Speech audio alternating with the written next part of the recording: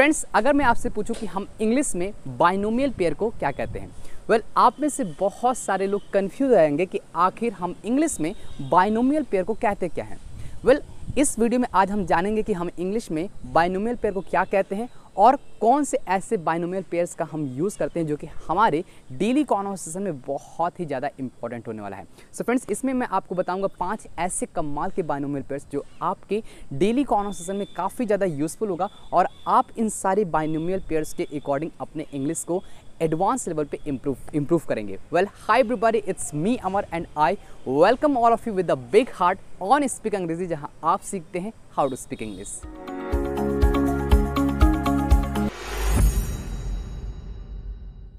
सो friends, चलिए जान लेते हैं कि हम बाइनोमियल पेयर को क्या कहते हैं।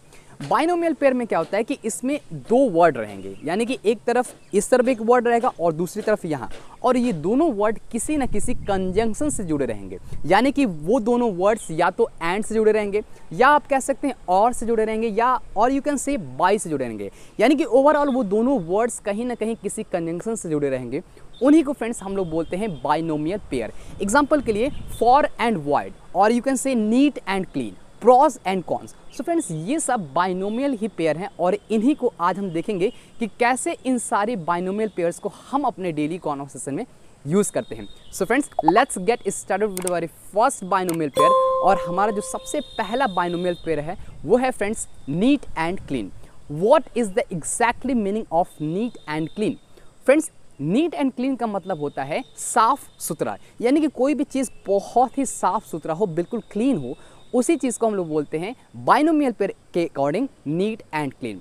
एग्जाम्पल के लिए this place is neat and clean, यानी कि जो ये प्लेस है क्या है, बिल्कुल नीट एंड क्लीन है। When I was in that marriage hall, the marriage hall was absolutely neat and clean, यानी कि जब मैं मैरिज हॉल में था तो वो जो मैरिज हॉल था वो बिल्कुल नीट एंड क्लीन था, बिल्कुल साफ सुथरा था। सो फ्रेंड्स, इस तरीके से आपने देखा कि हम कैसे बाइनोमियल यानी कि सबसे पहले बाइनोमियल पेयर को देखे, जो रहा हमारा neat and clean. Okay friends, बढ़ते हैं अपने नेक्स्ट बाइनोमियल पेयर की तरफ, और जो हमारा नेक्स्ट बाइनोमियल पेयर है वो है फॉर एंड वाइड। क्या होता है for and wide? For and wide का मतलब होता है दूर दूर तक। एग्जाम्पल के लिए when I was in the jungle, I search my friend for and wide in the jungle, यानी कि मैंने अपने दोस्त को खोजा, I mean for and wide, यानी दूर दूर तक मैंने खोजा, लेकिन वो जंगल में नहीं था। यानी कि हमने क्या बोल दिया, I search my friend for and wide in the jungle.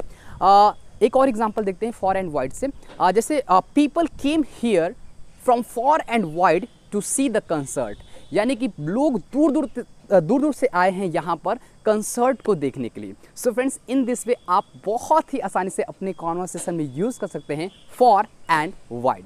Okay friends, अब बढ़ते हैं अपने तीसरे बाइनोमियल के पेयर की तरफ, और जो कि बहुत ही ज़्यादा यूज़फुल होने वाला है। और जो हमारा तीसरा बाइनोमियल पेयर है वो है pros and cons. I hope कि आप इस बाइनोमियल पेयर को पहले कहीं ना कहीं सुने होंगे या अपने टेक्स्ट बुक में कहीं ना कहीं आप देखे होंगे। प्रॉज एंड कॉन्स का हिंदी मतलब होता है फ़ायदा और नुकसान, यानी कि जब हम किसी पर्टिकुलर थिंग के फ़ायदे और नुकसान को देखते हैं तो उसी सिचुएशन में, इन दैट कंडीशन, हम बोलते हैं प्रॉज एंड कॉन्स। एग्जाम्पल के लिए what is the pros and cons of this work, यानी कि इस काम का प्रॉज एंड कॉन्स क्या है, यानी कि इसके फ़ायदे और नुकसान क्या है। एक और एग्जाम्पल देखते हैं, I have to check the pros and cons of this work, यानी कि मुझे चेक करना पड़ेगा इस काम के प्रॉज एंड कॉन्स को, यानी कि इस काम के फ़ायदे और नुकसान को मुझे चेक करना पड़ेगा। So friends, in this way आप एग्जाम्पल्स के थ्रू, यानी कि बहुत सारे एग्जाम्पल्स के थ्रू प्रैक्टिस कर सकते हैं with the help of this binomial pair. Okay friends, बढ़ते हैं अपने चौथे बाइनोमियल पेयर की तरफ, और जो हमारा चौथा बाइनोमियल पेयर है fame and Fortune. Fame and Fortune का हिंदी मतलब होता है कि जो बहुत सारे पैसे और प्रसिद्धि से भरा हो, यानी कि कोई ऐसा इंसान जिसके पास बहुत सारा पैसा, बहुत सारे नेम फेम से भरा हो, उसी को हम लोग बोलते हैं फेम एंड फॉर्च्यून। एग्जाम्पल के लिए everybody wants fame and Fortune these days, यानी कि इन दिनों सब कोई चाहता है कि मेरे पास बहुत सारा पैसा हो, मैं बहुत सारा नेम फेम हो, यानी कि मेरे पास ये सारी चीज़ें हो, तो फ्रेंड्स उसी को हम लोग बोलते हैं फेम एंड फॉर्च्यून। एक और एग्जांपल देखते हैं, my friends wanted fame and Fortune when he was in Mumbai, यानी कि जो मेरा दोस्त था वो मतलब बहुत सारा फेम एंड फॉर्च्यून, यानी कि वो अपने बहुत सारे नाम प्रसिद्ध से भरा हुआ पाना चाहता था जब वो मुंबई में था। So friends in this way हमने देखा कि हम कैसे अपने डेली कॉन्वर्सेशन में यूज़ करते हैं fame and fortune. Well, this binomial pair is very interesting. If you want fame and fortune, then you can use this binomial pair, very easily. Okay friends, अब बढ़ते हैं अपने लास्ट बाइनोमियल पेयर की तरफ, और जो हमारा लास्ट बाइनोमियल पेयर है वो है skin and bones. Well, skin and bones का मतलब क्या होता है? अगर आप इसको वर्ड के अकॉर्डिंग निकालेंगे तो स्किन का मतलब होता है कोई भी चीज़ हमारा स्किन रहता है उसे हम लोग बोलते हैं स्किन, और बोन्स का मतलब होता है हड्डी। लेकिन फ्रेंड्स बिल्कुल ऐसा नहीं है, आपको इस बाइनोमियल पेयर का हिंदी होगा कि जो स्किन एंड बोन्स होता है उसका मतलब होता है कि कोई ऐसा इंसान जो बहुत ही दुबला पतला हो। एक होता है कि हाँ नॉर्मली दुबला पतला हो वो चल जाता है, लेकिन फ्रेंड्स स्किन एंड बोन्स में क्या होता है कि वो बहुत ही पतला हो, यानी कि इतना पतला जिसे हमको देखने के बाद ना चाहते हुए हम लोग बोल देंगे कि हाँ यार ये इंसान बहुत ही पतला है। तो उन्हीं को हम लोग बोलते हैं स्किन एंड बोन्स। एग्जाम्पल के लिए, you know that person who is sitting beside the mall is skin and bone, यानी कि जो पर्सन बैठा हुआ है मॉल के बगल में वो क्या है? स्किन एंड बोन है, यानी कि वो बहुत ही दुबला और पतला है।